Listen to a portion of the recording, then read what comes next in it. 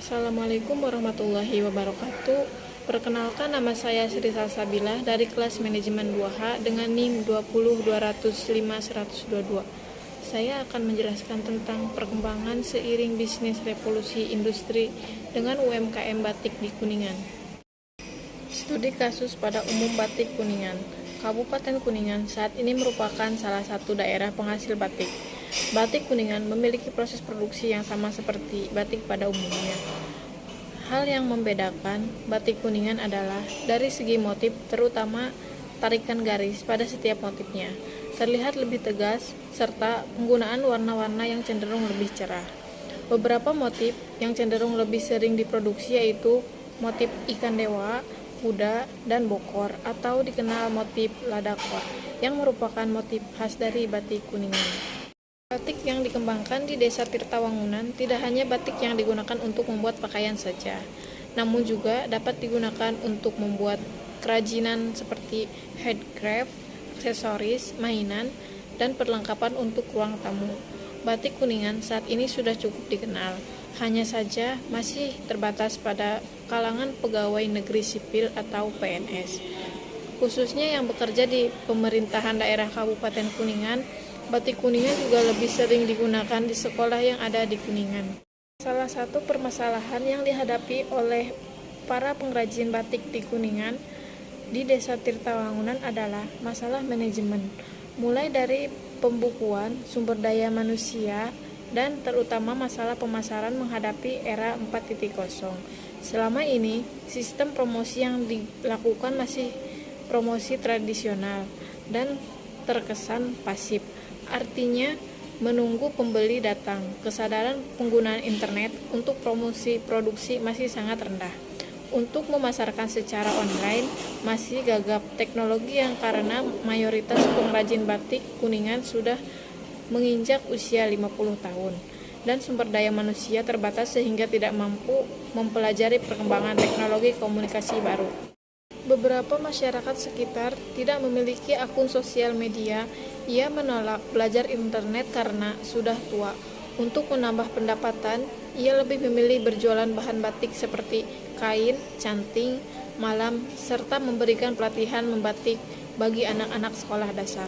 Kondisi ini disebabkan karena fokus industri batik Kuningan masih pada proses produksi dan distribusi, sehingga promosi bukan menjadi prioritas aktivitas bisnis. Alhasil omset yang diperoleh tidak optimal. Jika ditanyakan soal profit sampai saat ini, belum bisa secara jelas. Masyarakat profit dan penjualan batik karena tidak ada pembukuan yang rinci, juga tidak ada target.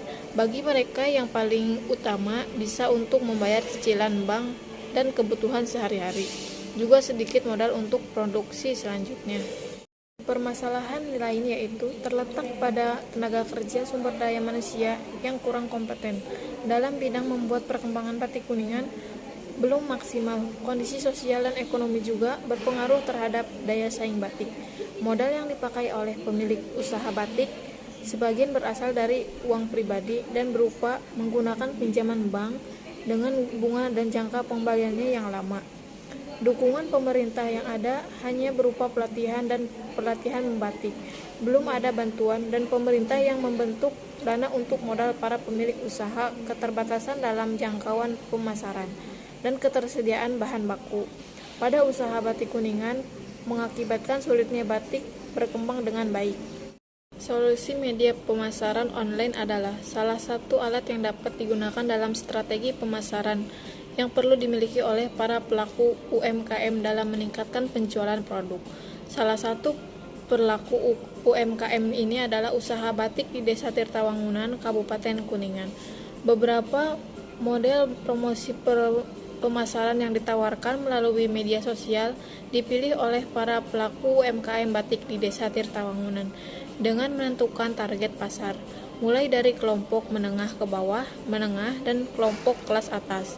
Beberapa media promosi yang mereka pilih saat ini diantaranya adalah jaringan sosial dengan Facebook dan Instagram. Salah satu upaya yang dapat diterapkan untuk meningkatkan efisiensi serta efektivitas kegiatan jual beli digital pada platform Facebook dan Instagram, yaitu dengan memanfaatkan layanan chatbot.